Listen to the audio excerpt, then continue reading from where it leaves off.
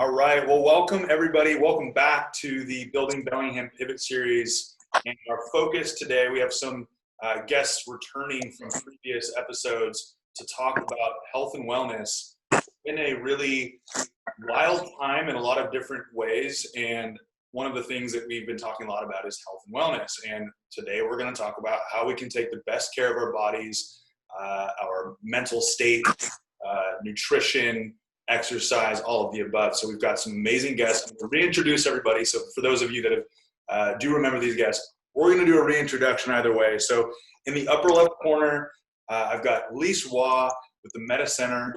And she is, are you in the Metta Center right now? I'm at the Metta Center right now. Mm-hmm. Are you feeling very grounded right now? You're cutting out. Can you hear me okay? I can hear you okay, yep. Okay, great. Yeah, this is the room where my magic happens. In here, I do Thai massage, yoga therapy.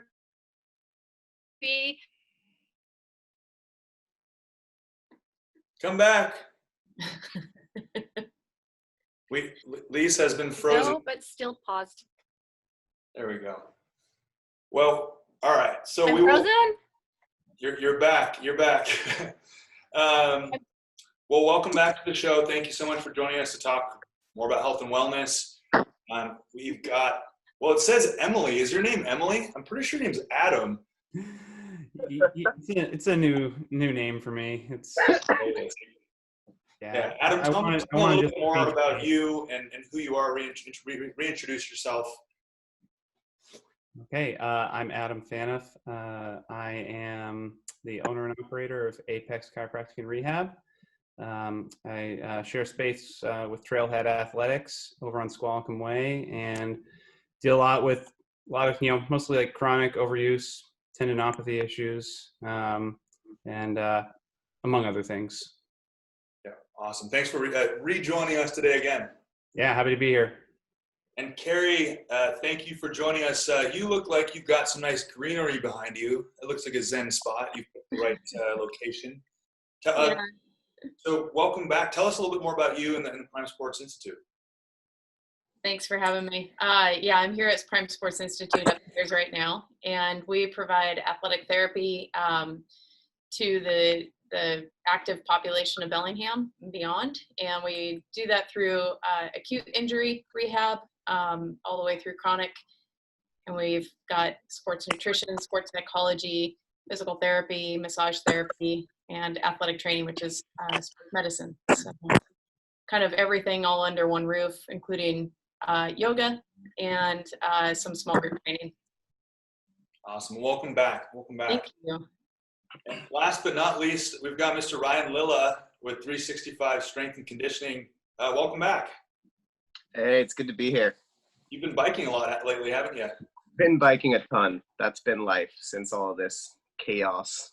It's weird to slowly get back to work, but so owner-operator, 365 Strength and Conditioning, like you said, work with a lot of the weekend warriors, your average gym goers who are a little bit more adamant about taking it seriously and getting their performance to the next level. So yeah, just all the athletes, and then work with Western Washington's rugby team doing their strength and conditioning, as well as the Washington High School select team, the Washington Loggers for rugby. So got my hands all over the place. Awesome.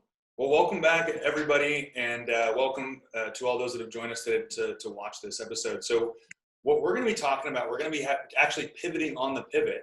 So we've been talking a lot about COVID and the impact of COVID and how people have adapted and how it's impacted industries. But today, one of the things that I think we can all agree upon on this call is you all being in the industry or in the world of health and wellness, whether that's mentally, physically, nutritionally, whatever it may be, everybody's within that world. And so we're going to dive into it and talk a little bit more about tips and tricks and habits and things that you can recommend to people that are maybe going through a time where they're working a lot or they're not able to have balance in their life. And so let's dive right into it. Let's talk a little bit more about how are you guys all taking care of your own mind and body in this time? And jump right in. Whoever wants to jump right in. I've got a good start to that. So as I've started getting back into working with people in the setting that we're able to at this point, a big thing that I've done is prioritizing my mental state and my physical activity. So really restructuring kind of that gray and white time where I'm going to be working and I'm not going to be working. So not having that in between, that way I can prioritize my workouts, my rides, all that stuff, just so that I can really be the best person that I can for all my clients. Because really, in reality, if you don't prioritize yourself well or your self-health, then you're not giving a good output to your clients, and they're not getting what they're working for. So, and that goes across all fields, I feel like. Yeah. You all are in such a world of giving to other people, giving energy, giving healing energy, whatever it may be. And what you're saying is you can't do that without doing that for yourself. Exactly. Yeah.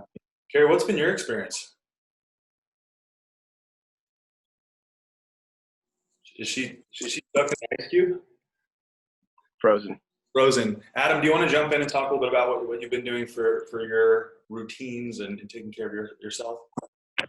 Yeah, well, especially with the days being a lot longer, there's a lot more opportunity to recreate even after business hours are done. So that's been a really convenient thing as of late. I definitely had a bit of I had a bit of time when I wasn't working to take some time and reevaluate my priorities a little bit, maybe shift things a little bit, and back to work now. But I think I've changed some of the way that I'm doing things, the way I'm scheduling things, and again, making more time for things that are restorative, whether that's getting a workout in or spending more time with family. It's been really a blessing in disguise, and it all comes down to, again, reprioritizing and finding that specific time, like Ryan was saying, like setting aside specific time for things and not letting one thing take over another part of your life. How do you do that? How do you, in those moments when you feel like something could, like an entrepreneur and kind of just grinding, knowing that you need to be on, taking those moments and saying, nope, nothing can pass through this barrier. This is my time with doing X, Y, or Z, right? Yeah, I mean, it's easier said than done, of course, but it's most habits are learned over time. They don't come right away. So you also have to cut yourself some slack when you're doing that, and understand that it's a process to make happen on a regular basis and to be consistent with it. And you can't get down on yourself or mad at yourself because you slip up from every now and then, because again, the best habits are formed over a long period of time. Yeah. And Kerry, you got stuck in a Zoom ice cube there a little bit earlier, and I'd asked a question. I said, "Oh no, she's stuck in an ice cube." Tell me a little bit more about how you're also taking care of yourself while you're taking care of others. Yeah, sorry. I think my connection's a little unstable right now, so I hope it continues to be good. So yeah, kind of like what Adam was saying right now, it's kind of been a little bit of a blessing in disguise to pause for a moment and see where your priorities are. And for me, I've been I hope you can still hear me. I can hear you. Yep. Okay.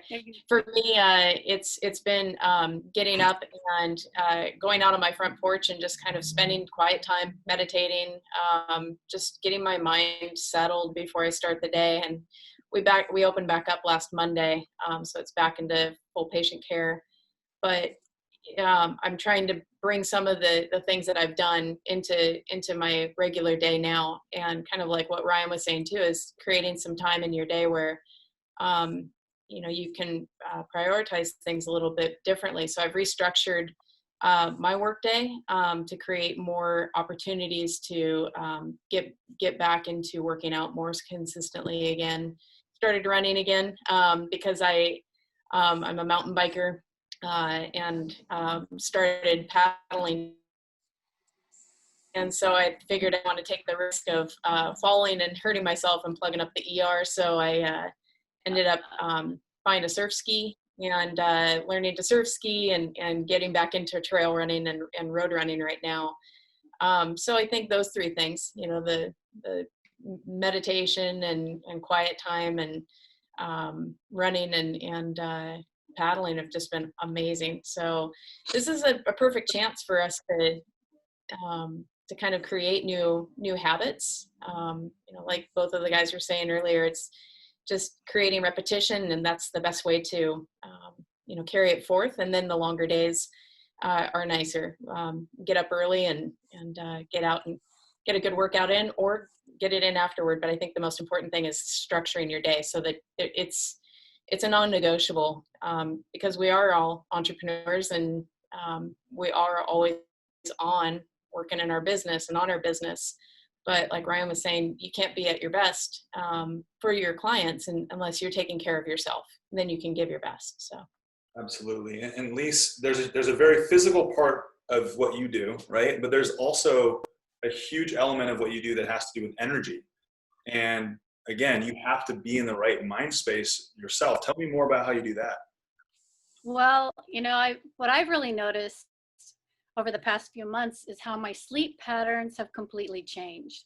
I used to go to bed fairly early, and now I'm noticing that I'm sleeping with more the cycles of the sun and the moon, and not feeling like, oh, I have to get up early and start my day so I can go to work and do all these things. Now I'm rising when the sun comes up just because it's coming up, and I'm waking up with it. And I feel the elements of nature more engaging with my whole being. And that's amazing, because perhaps with it staying light really late where we live, you know, it's staying light till like 10, I might not be getting as many hours of sleep as I was trying to get when I tried so hard to sleep. But now that I'm sleeping with the cycles of nature, I'm feeling more supported, and that feels really good. And this is a silver lining that was thrust upon me. So I'm sleeping naturally and not out of obligation to have to get it in, usually, unless the husband snores. That's a whole different story.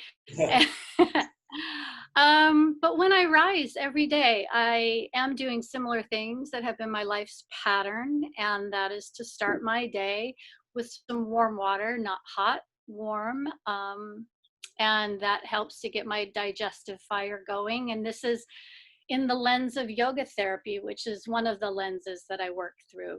That's a sister to Ayurveda. And then I might practice different forms of breathing. Lately, it's been on the more simple side, nothing really complicated.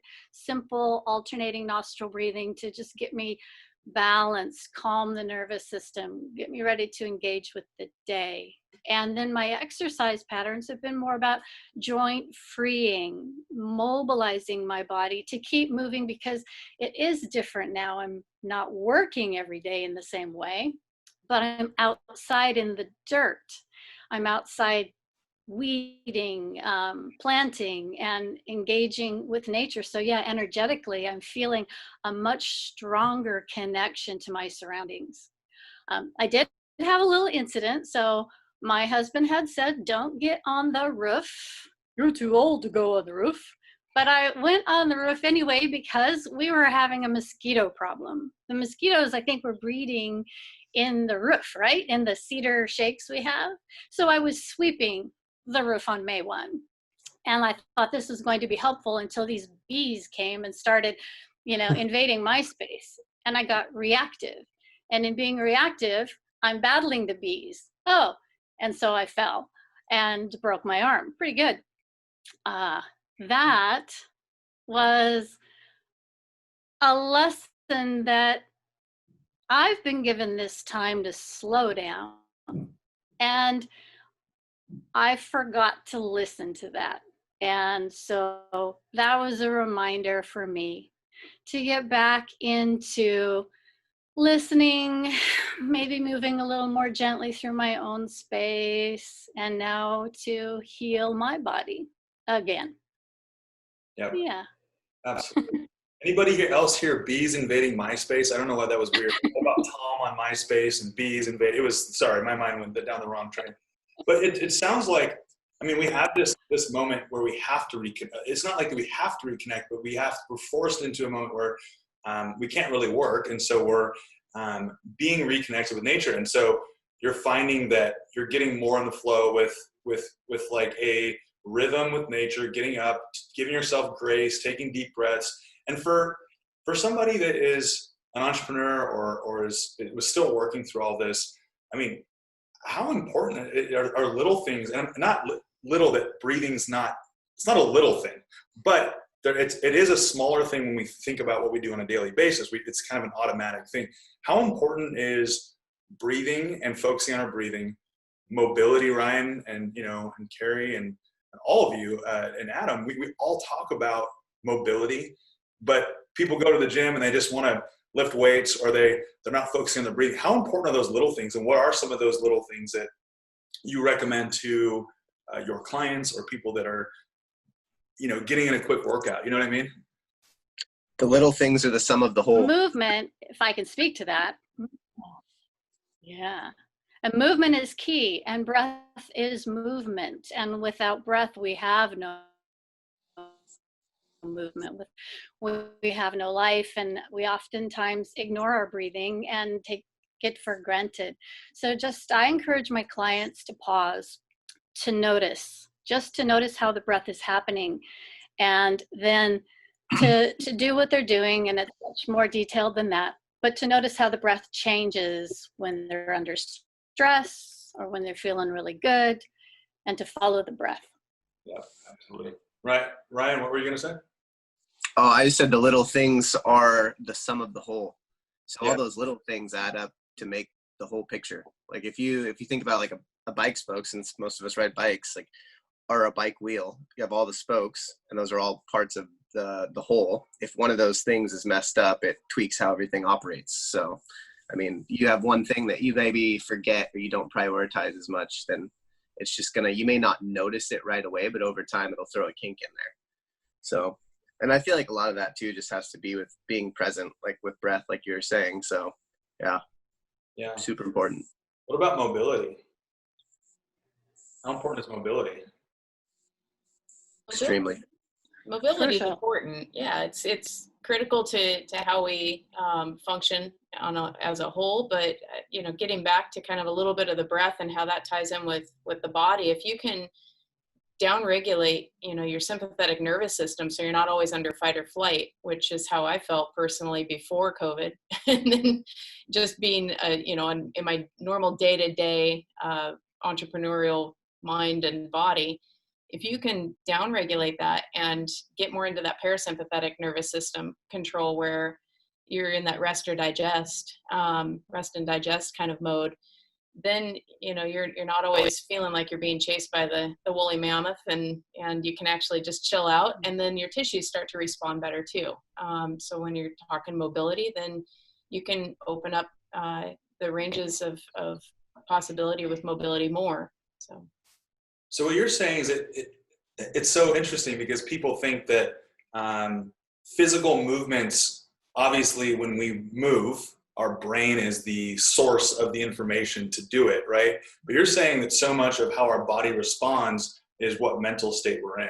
And we can regulate our mental state through whether it's mobility, whether it's breathing, whether it's being in nature, things like that. So starting with that, to get yourself to a better place physically is kind of what you're saying, right? Yeah, exactly. Yeah. I mean, you look at how the body responds to stress, even on a hormonal level. I mean, hormones have a very powerful effect on how our body really self-regulates. And I mean, if you're pumping cortisol through your body all the time, being stressed out and not taking the right measures to do so, it's going to be reflected in your health. It's going to manifest itself in physical capacities, and not just even in that mental stress. It will manifest itself in a physical manner. So yeah, let's talk a little bit about sleep. I know that Lise was talking about how her sleep cycles have kind of shifted to be more in tune with nature and the way that light is coming and going. Tell me a little bit more about what do you do personally, each one of you, for sleep? What do you have, like a number of hours that you have to hit, or do you just follow how you're feeling some mornings and say, today I'm not working out, I need to sleep in? Tell me a little bit more about how you go through those processes with sleep. Well, I don't have kids, so I have a little more control over my sleep. I know that some people do have kids. Personally, I feel better with more sleep. I know that 8 hours to 9 hours is kind of a perfect realm for me personally. And if I can do the things that I know I need to do, and yet I'm human, so I will be on a device with blue light, like right before bed, and I know better and I don't sleep as well, if I don't shut that device off 30 minutes before. But when I do, and I can get that 8 to 9 hours of sleep, it's rejuvenating. It helps the brain reset and decreases plaque in the brain, and helps in so many ways. When you're looking at sleep and sleep, the amount of sleep everybody needs, athletes need more sleep. And if you look at the best in the world and you look at the amount of sleep that they get, 11 to 13 hours is not uncommon for like pro athletes to get to be at the top level of their game. And if you look at business executives, 8-9 hours is pretty average for their success. So yeah, I think finding your key of what works best for you is ideal. So it's not just sleep, it's also blue light. I mean, we're so glued to our phones all the time, right? And I know Ryan is someone that has pushed me to get off my phone more often. I'm glued to my phone for work, but spending time completely away, you feel this kind of weight lifted off of you, right? When you don't have your phone, you don't have to respond to anyone. There's no dinging going on. But that blue light, tell me a little bit about Ryan, for you, being someone that I know to be very connected with nature and very not disconnected with technology, but no need for technology, which I really admire about you. Tell me about that relationship with technology and how that really feeds into your sleep and your mental health. It's technology is a necessary evil at this point in time, I feel like. I mean, you and I have talked about this a ton, but it's something that I feel like if everybody reduced their technology use by a lot, it would make a huge difference, or even a little. Personally, I like to do an hour before bed of no TV. I recently got the iPad so I can put the blue light all the way down, so it's just that warm yellow or whatever, and I put the brightness way down. I'm a big fan of reading fiction at night. Just kind of lets your mind just numb down and get some creative thoughts going. Personally, I aim for, it doesn't matter how much sleep necessarily, but doing it in 90-minute cycles, because that's what a full sleep cycle is. So 7.5 or 9 is usually what I try to aim for. But the biggest thing that makes a difference, regardless of how much sleep I personally get, is when I wake up, whatever time that may be, or when my alarm goes off when I need to wake up, just getting up right away. And not just laying there thinking about like, oh, I got to get up and this is what I have to do. Let me roll over and check my phone and scroll through things. Like, you're immediately jacking up your nervous system and you're just immediately in that fight or flight. So if you can sleep with your phone in a different room, I mean, most people use their phone for their alarm, but get an old school alarm makes a big difference. And then when that alarm goes off, just get up, don't lay in bed. I'm a huge proponent of that. That's made the biggest difference in my personal sleep quality. Wake up, just feel more rested versus laying in bed for 10, 15, 20, 30 minutes. It's just a waste. Yeah.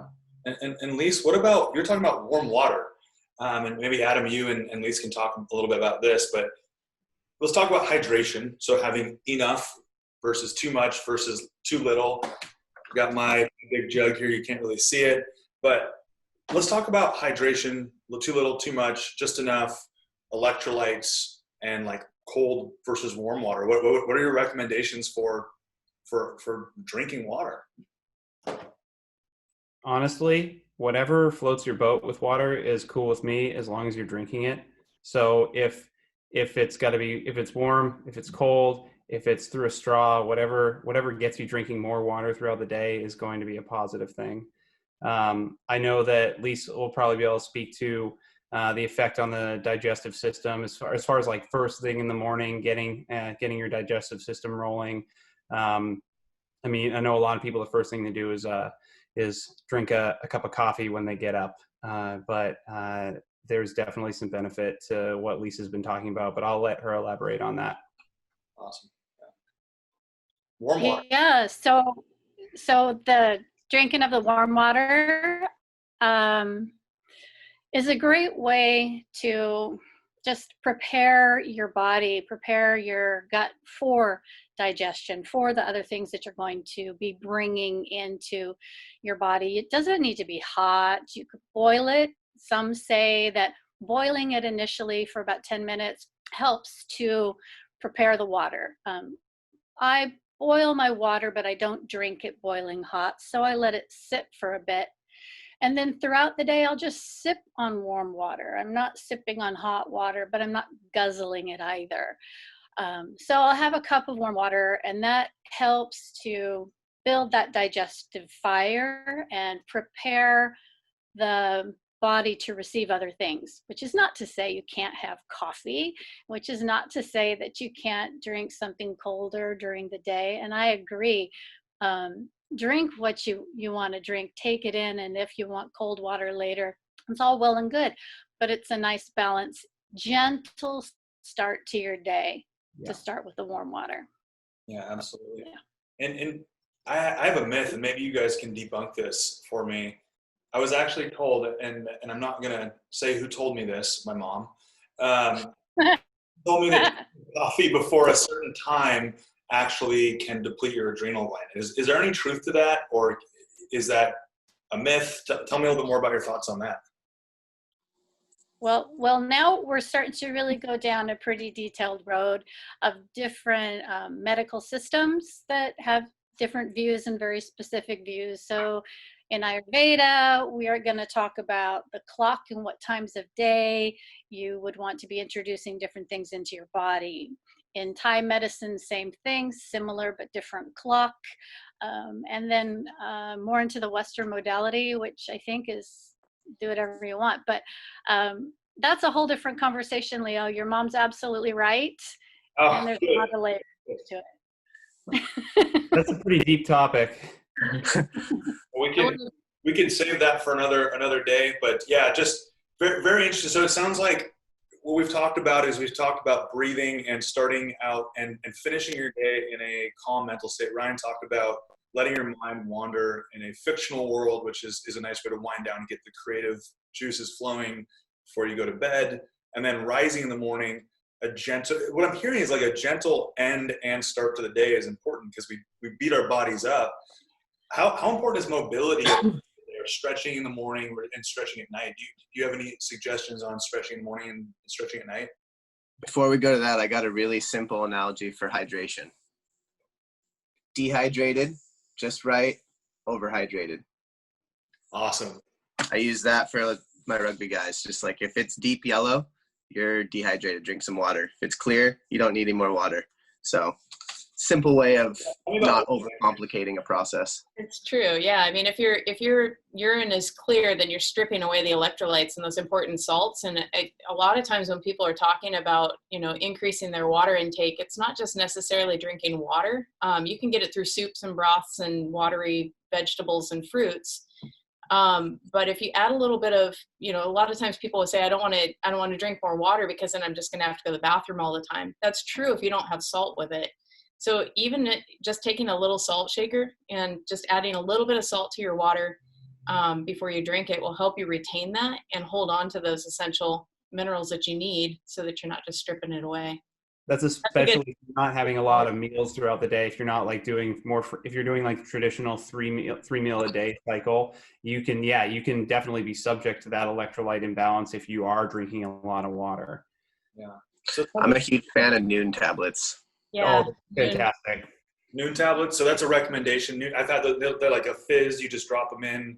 They taste. Yeah, tasty little electrolyte tablet. They come in a bunch of different flavors, and I use them on a regular basis. I also use them as a part of my race nutrition as well, both pre and during and post. Yeah. Yeah, they were created by Stacy Sims, who's she's a dietitian and expert in hydration, and especially for women, because women have different needs than men do when it comes to hydration and nutrition. And so she created those, but when she gets interviewed and people ask her, what's in your water bottle? And she's like, a little bit of salt, a little bit of citrus, a little bit of, so she makes her own just, with elements out of her kitchen, but it's a quick, easy, pop it in the water. It fizzes. It's got everything that you need. But yeah, Noon's great.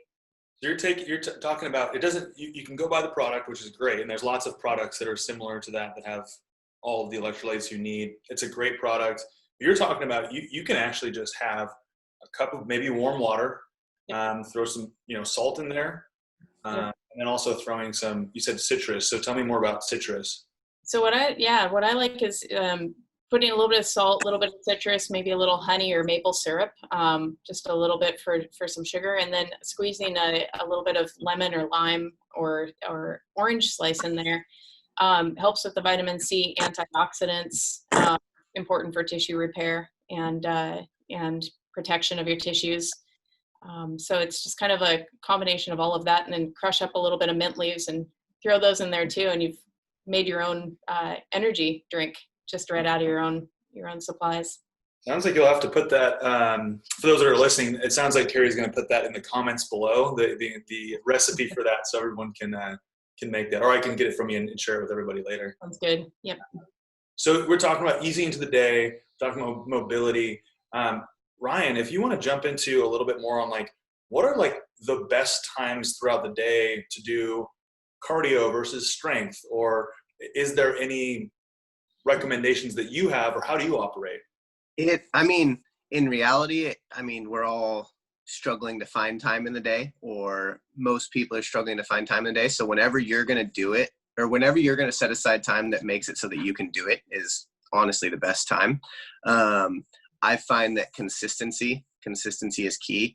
If you want to get real nitty gritty with science and whatnot, as you're younger, so like my college athletes, generally they're going to stay up later and rise later.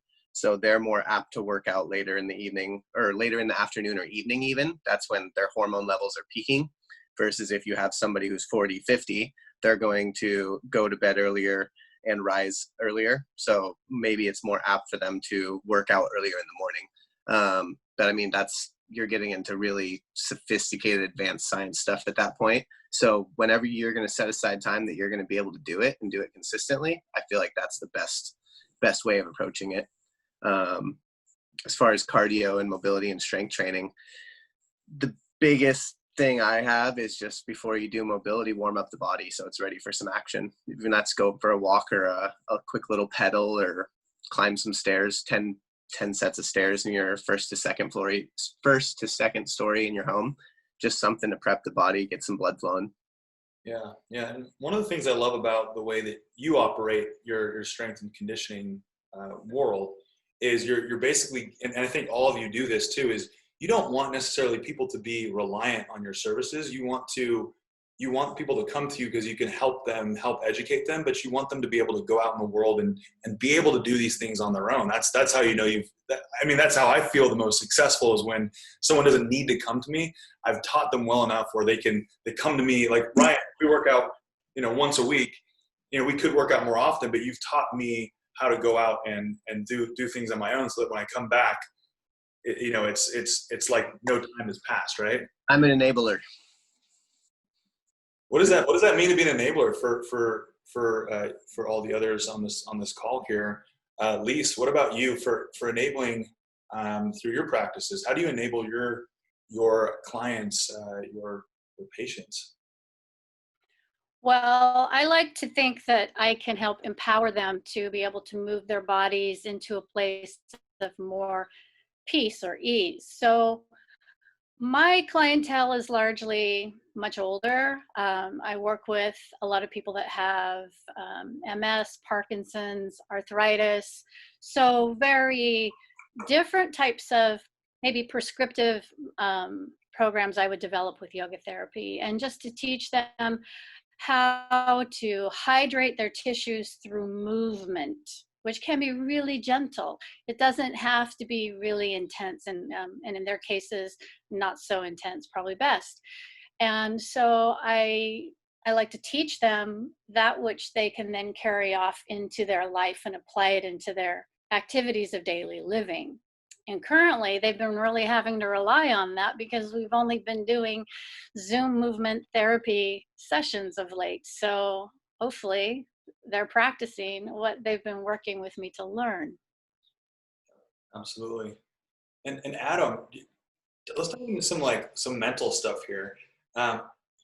You all are business owners. You all are have a practice that you run that it's the entrepreneurial side is almost, it's in tandem with what you actually do, but they're kind of separate, right? There's the business owner and then there's the practitioner, whatever the term would be.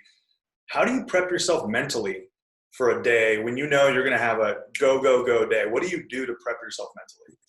Well, the first thing that I do is actually occurring the night before, and it's usually creating a list of all the things that I have to accomplish during the day, the following day. So kind of going back to that sleep thing, creating a list late in the day of all the things that you have to worry about tomorrow can help you worry a lot less about those things, and so you can get a good night's sleep.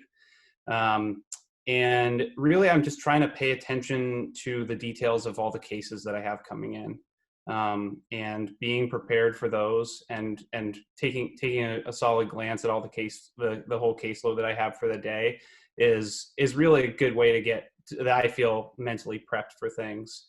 I don't typically exercise in the mornings. I'm more of an afternoon person personally, but really having a full directed energy towards my patients is the way that I handle it.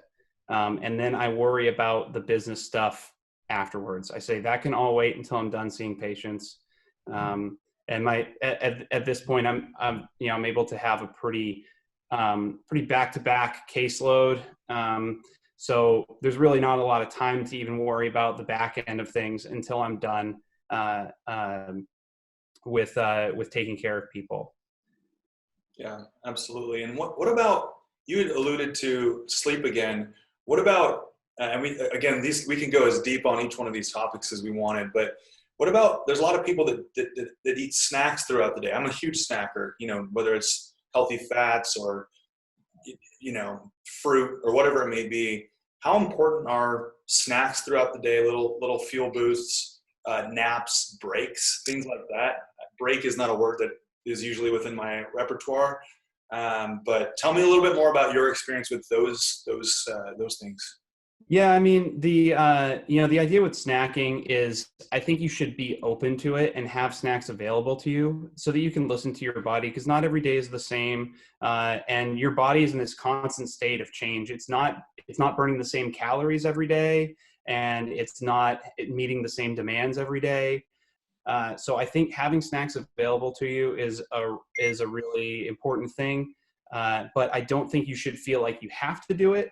I wouldn't stress over, oh man, I didn't get a snack today. But if you're feeling fine, you're doing well, and then all of a sudden it's lunchtime and you're hungry, that's great. But if you need a snack to get you through the morning or the afternoon, that's just listening to your body in an effective manner. But if you don't have those systems in place, then and options of snacks, because not all snacks are created equal either, and not all of them serve the same purpose. It's just like any food. All right. But as long as you have that available to you, it's going to be there for you when you need it, and you can be okay if you don't. Yeah. Wait, so the Cool Ranch Doritos with extra Cool Ranch are not good snacks to have in the middle of the day? Oh, that's top tier for me. I love those. So good. And they have more zesty now, which is what about breaks and naps? So I took a nap for the first time since the first part of college the other day, and I felt awesome when I woke up. But there's been many days where I feel like I have to press on. How important are those reset moments, like even just a break, a mental break, or a nap, or watching a funny video, or just going for a walk? How important is that if you're a business owner, or you're in the middle of your career, or you're in the rat race, go? How important are those breaks and even naps? feel like coffee naps, if anybody's ever I'm heard a fan of them. of naps. Coffee naps. What's a coffee nap for those that are watching? A coffee nap is where you make an espresso shot or you make a little cup of joe, pound that thing down, and then personally I like to just butt up next to my couch so that my feet are up on the couch, my hips are down by the base there, and then I just kind of go into that nostril breathe, exhale through the mouth, and just 12 minutes. Set an alarm for 12 minutes from whenever I lay down, and if you just really focus on the breathing, by the time that you hear that alarm go off in 12 minutes, that coffee's starting to kick in and you're good to go. So give me an impression of when you wake up. Is it like an adrenal shot, or like what is it like when you wake up? I mean, if you're able to really quiet your mind and focus on your breath, when you wake up, you're just ready to go. Yeah. Is it just a? Yeah. That's how I would describe it. It takes some practice, so the first few times, don't get discouraged if it doesn't work like that. But yeah. So what you're saying is put your butt up against a sofa, so your legs are up. Yep, legs are up and then feet are on top of the sofa. So it's like a 90-90 position. Nice. And you take, a shot of espresso, drink a cup of coffee, whatever it may be, and then out for 12 minutes. 12 minutes is my sweet spot. Some people like 8, some people like 15. I'm at 12. Sounds great. Awesome. Kerry and Lise, what about you? What about naps and breaks? So I don't take naps. I've always been someone that would love to. I like the idea of a nap, but I just can't. I can't shut my mind off enough to nap. But what I actually do is I'll dialed off the lights in my office, which is downstairs, and I'll darken the room, and I'll just lie down for a few minutes and just totally relax my nervous system, or I'll go for a walk, and everyone can just easily go outside and go for a walk. I just find that fresh air just kind of, wakes me up. The movement helps. Or I'll take like walking meetings. I've been doing that a lot lately. So just kind of getting outside and getting a walk in while I have a meeting on the phone, just to move. And it just feels like it kind of does the equivalent of a coffee nap. But I like the idea of a coffee nap. I've got to try that. Yeah, and Ryan was Just coffee and no nap. he was underplaying it too. I know he wakes up just like, yeah. Let out a battle cry when I wake up. Yeah. Lise, what about you? Breaks. I'm a fan of naps. I've always been a fan of naps. My whole life I've liked to have naps, but not really long ones. If I eat lunch, I want to lay down on my left side to help digestion happening and rest there for about 20 minutes. Maybe I'm going to go to sleep, but when it's time to get up, I want to get up pretty rapidly, not such a jolting wake up, but if I am too slow about it or try to go back to sleep, I'm going to be really groggy the rest of the day. So I find that when I wake up from a nap, I need to get up and get going. And that feels really good. Years ago, I had a real job. I call it a real job because I was working for other people. And they actually had a nap room. And you could go in there for 15 minutes, sneak in there very quietly, take your little 15-minute power nap, and then sneak out. And I thought that was brilliant. Is that like the gym mats in preschool when they turn down the lights and they play like nursery rhymes, and then you get to sleep on a gym mat that's probably not washed down? Well, when I was in kindergarten, we had to bring our own little rug to school, and we would take naps on our rug. So yeah, maybe it's kind of like that. Wow, I had a gym mat. Anybody have gym mats in preschool and kindergarten? I have a gym mat. Carpet square. Well, first of all, I'm going to share all of the tips and tricks and there's so many, everyone's got a different body. Everyone's got a different, whether you're a male or female, or younger or older, whatever it is, everyone's got their personal routine. So I'm going to post some of the suggestions that you've all shared with us today, which is awesome. Thank you so much for doing that, so that other people can try out these practices. And then before we kind of wrap up, what health and wellness centric messages would you all like to give to our community about how to carry ourselves forward, especially in a world, well, I keep saying 2020 is drunk. It is. But I think the point being, what kind of message would you all like to give to our local community about health and wellness in this time of craziness, really?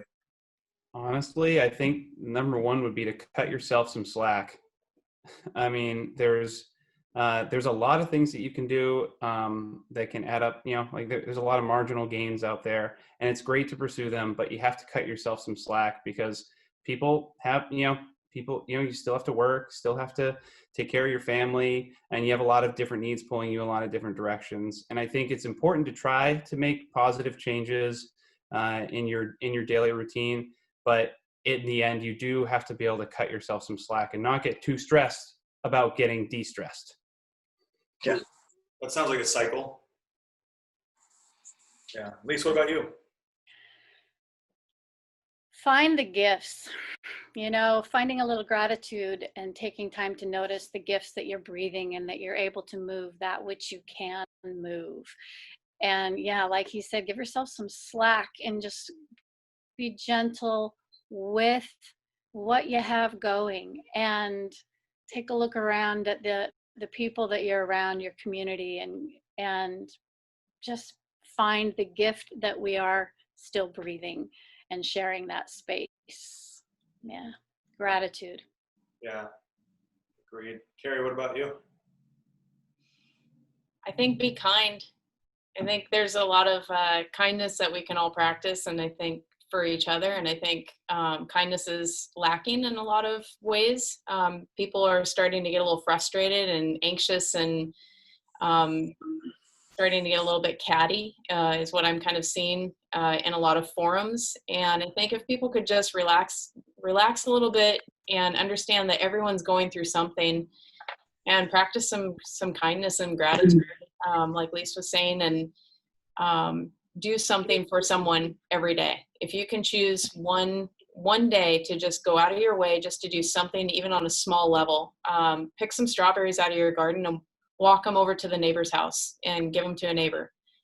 Just doing something kind. It makes you feel good, it makes them feel good, and they'll pass it along. Keep it paying forward. I love it. Ryan, what about you? That's pretty much what I was going to say. I was going to say, do something that brings you fulfillment every day, and then make a stranger smile. So like right before this call, I was up at the pump track at Whatcom Falls there, and there was a bunch of, like, no joke, probably 10 or 12 between 2.5-year-olds and 6-year-olds that were just tearing it up. And I was showing them some really basic stuff, and they were just like, "Oh, thank you." And it was just like, wow, that's so cool. So, I mean, that made my day. I could do nothing the rest of the day, and I'm fine with it. Absolutely. I want to share a quick quote here. It's actually by Dave Chappelle, who's one of my favorite comedians of all time. And just to kind of tie everything up, but he says, our culture has accepted two huge lies. The first is that if you disagree with someone's lifestyle, you must fear or hate them. The second is that to love someone means you agree with everything they believe, say, or do. Both are nonsense. You don't have to compromise convictions to be compassionate. So I heard that one today and I was like, whoa, Kerry, you're talking about kindness right now. And Lise, you're talking about gratitude. And I think the best thing we can do is be grounded in who we are, but also having compassion for who other people are right now. So with that being said, here's the deal. For everybody that's watching right now, anything chiropractic, Apex, call Adam, message Adam. He's got, look at that smile. You get a look at that smile. Yep, there it is. And so you can find them on Instagram at Apex Bellingham. You can reach out to Adam directly because he'll be tagged in this post. And then also on Facebook as well. And you can find is apexchiro.com. He went into an ice cube. Adam, you back? Yeah, Apex Chiro. Wow. It's He's melting. looks like Pretty sure it's apexchiropractic.com. it's apexchirobellingham.com. It's a big mouthful. Perfect. You melted there. You went from an ice cube to melting. So yeah, but yeah, that's you got my Instagram, email or web address, and then also for all your bike fitting needs, I'm your guy. We still need to get both of you guys set up. Yep, absolutely. Absolutely. And then Kerry, Prime Sports Institute on Facebook, on Instagram, primesportsinstitute.com. Go check it out. All of the links will be below. So if anybody wants to reach out to her about all of the services that you talked about right when we started the episode, from sports psychology to mobility to massage to all of the above. So all of your links will be below. And then Ryan, 365 Strength and Conditioning on Facebook, Instagram. Ryan, I actually forced Ryan to get on social media, so you can find him. He sold out. No, I'm just kidding. Yeah, I sold out. Yeah. And then Lise, the Metta Center, is it mettacenter.org or .com? It's themettacenterhealing.com. Perfect. And that link will be below. And then find Lise on Instagram. She posts lots of beautiful pictures of Mount Baker. And then also through the Metta Center, lots of healing and empowering posts on Instagram and on Facebook. So all the links will be below. Thank you all for joining me today. Thank you. I really appreciate you taking the time to talk about what's most important, which is taking care of our bodies. Thanks for having us, Leo. You. Yeah. Have a good rest of your day. Thanks everyone that joined us today on the call, and I will talk with you all soon.